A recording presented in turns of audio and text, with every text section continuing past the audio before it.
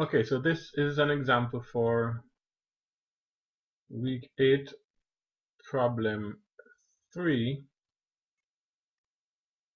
and we want to look at, for each of the given situation, write out the alternative hypothesis, being sure to state whether it is one-sided or two-sided. Complete parts A through C. And if I may suggest, watching the video for question 6 and then question 9, and if you come back to this one, it might be a little better sequence to digest in, having read through the questions and prepped what we're going to present. So that's just a tip. You can choose to follow it, or you can choose to just continue going from 1 through 9.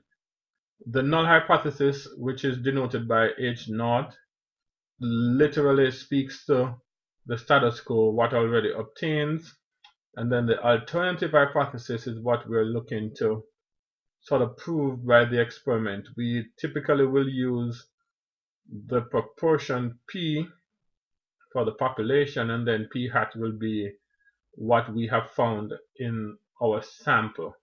So to determine the hypothesis, the null hypothesis is the one that will contain the equal sign, and the alternative will contain the inequality sign, or it will have just greater than or less than, but it cannot include equality. So part A, a customer magazine discovers that 37% of a certain computer model had warranty problems over the first 3 months. From a random sample, the manufacturer wants to know if a new model has improved that rate. Now, essentially what we're saying is it was 37% failure rate, and we want to know if it's better than that. So the null hypothesis is that H0 is equal to H0 has P being equal to 0.37.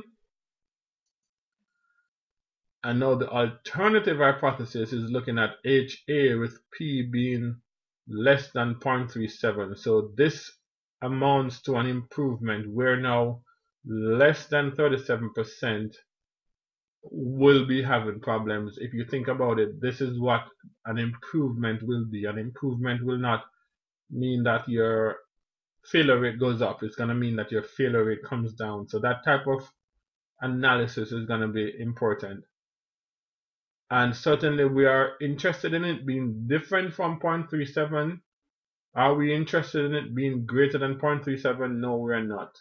We are interested in it being less than 0.37. So the other possibility would be that it's not equal to 0.37, which would be the two-tail test, which is not what we are interested in. So this is definitely a one-sided alternative hypothesis, which is containing the less than sign. Now part B, an agency requests donation. 5.67 of people respond. From a recent pilot mailing, they want to see if that has increased. So again, stating H0 that P is equal to 0.0567, that is what the response rate was. And the alternative, we're looking to see if it has increased. So we want to know if P is greater than that amount. And again, this is going to be, we're interested in just one side of that difference. If it decreases, then that isn't helping to prove our case. So we are not interested in making HA where P is just not equal to, which is the only other option.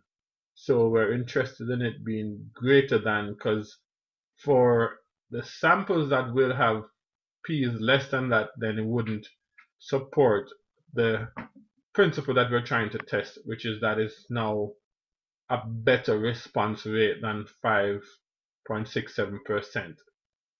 So therefore this is a one-sided or one-tail test, as some texts will refer to it as.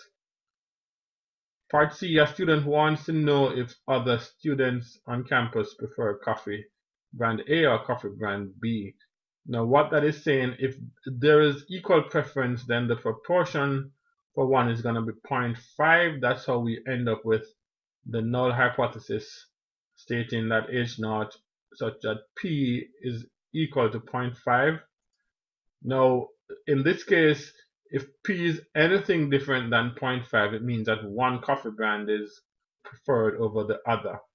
And we're looking at a preference of one over the other. So we are interested in anything where P is not equal to 0.5. So hence, the alternative hypothesis states HA such that P is not equal to 0.5. And again, as it follows from the other one, this is going to be a two-tailed or a two-sided hypothesis test since it contains the inequality sign.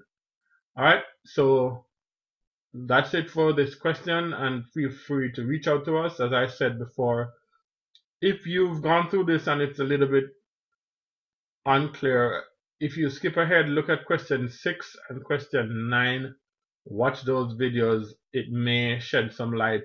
When you come back to this one, it might actually be a little more clear. Alright, thank you.